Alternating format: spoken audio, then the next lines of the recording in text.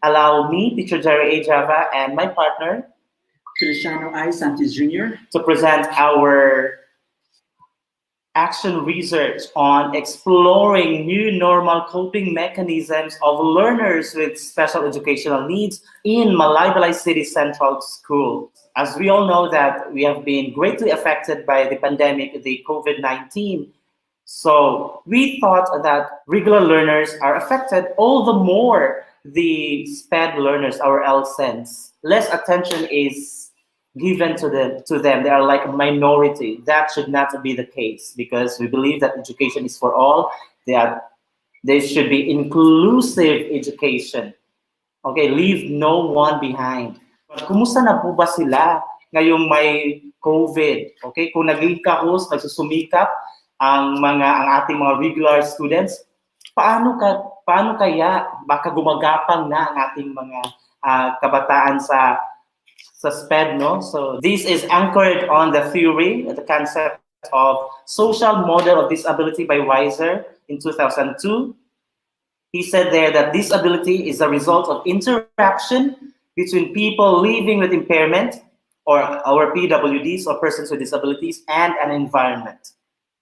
Okay, it says there that there are challenges, barriers or challenges, communication, financial, most especially now that there is a new learning environment for the kids, especially now that we have the modular learning modality, that the school is now brought to their homes. They have a new surrounding or community. Questions. 1, what are the educational challenges encountered by select LSENs of Malaybalay City Central School? We wanted to find out what are the problems. 2, what are the coping mechanisms manifested by LSENs to address the educational challenges? Last, what supplemental learning materials may be developed to support and enhance education for LSENs under the new normal? What we teachers could do to cater to address their needs. Our methodology, we actually did a purposive sampling technique by choosing 10 LSENs, but since these LSENs could not actually communicate or express their thoughts all by themselves, all on their own. Of course, they are represented by their parents. There are 10 parents, and then of course 10 Sped teachers. Interviews came in 2 ways, 2 methods: the face-to-face, and then of course the virtual. As for the survey questionnaires that we launched, that we administered that through online and in print. Online for those who have internet connectivity, but for those who couldn't afford that, we printed that in hard copies and brought and sent that to the parents. We used the descriptive statistics, of course, aided by the frequency count and the weighted mean. The challenges of LSENs during the new normal education. So the indicators are as follows. 1 is lack of personal and face-to-face interaction with Sped teachers. 1 is difficulties in understanding the instructions, directions, and activities in the learning modules, limited access to technology to engage on online learning. 4, the difficulties in comprehending the contents of online learning materials. And lastly, limited computer literacy and ICT proficiency. There were 2 which were highly encountered. That's the lack of personal and face-to-face interaction with Sped teachers, and then also the difficulties in understanding the instructions, directions, and activities in the learning modules. So why this? Because of course we don't have the face-to-face or the vis-a-vis interaction with the teacher. So our pupils, our LSENs, found it hard to understand the modules.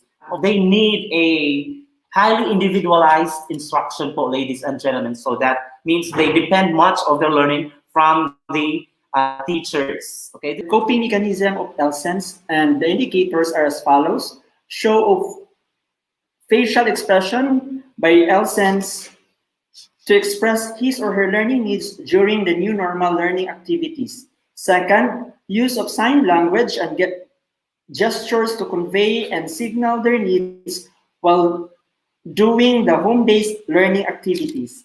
Third, approaching the parents physically to convey their learning needs in home-based learning. Fourth, use of speech skills or sounds to signal their learning needs during the new normal learning task. Lastly, using their hands or fingers or other body parts or objects to pinpoint their learning difficulties while having schooling during the new normal. Most of these coping mechanisms or methods of catching up with their learning have something to do with communications for ladies and gentlemen. The highly effective ones are, of course, using the sign language and gestures to convey whatever they want to say, using their hands or fingers or other body parts. Most of our LSENs are hard of communicating. So at least they're struggling to send their meaning across. But what really happens now is that we are mentoring the parents, because parents of these LSENs serve as the para teachers. So the teachers, what we do here, we are teaching the parents, because it's the parents who will be the teachers to their kids at home. So parents need to have a black and white, clean and clear instructions right there from the modules. It is highly recommended that Sped centers must have special recording system or database or whatever that is, the documentation, the population, or the numbers of learners affected by the pandemic. Everybody's affected, but I believe mostly affected are the LSENs. And so that the numbers would be very important, because so that we will know which ones to, how many are we going to cater to address their needs. No? Educational guide for parents may be developed to orient them about the coping mechanisms of LSENs so that parents can give more extra time, yes, effort, and more attention to their children during this pandemic time. SLMs must have signs for the sign language, for our deaf and mute pupils, and then braille for the blinds, and then the visuals. So that with this, our kids will not spend much time to beg for attention, for understanding from their parents or even from their teachers, so that they themselves will be able to know that. Because actually, another problem is that at their homes, their parents do not know the sign language. They don't have an idea. So that's why there's a communication gap, ladies and gentlemen. A team must be created to develop self-learning modules, worksheets, and video lessons for uniformity and congruency of competencies and activities that will suit each learner's disability. And it should be made sure that these are congruent to the MELT or the most essential learning competencies. Okay, fifth and the last, home visitations and phone call or video call should be done by the teachers to cover up for absences. Okay, thank you, ladies.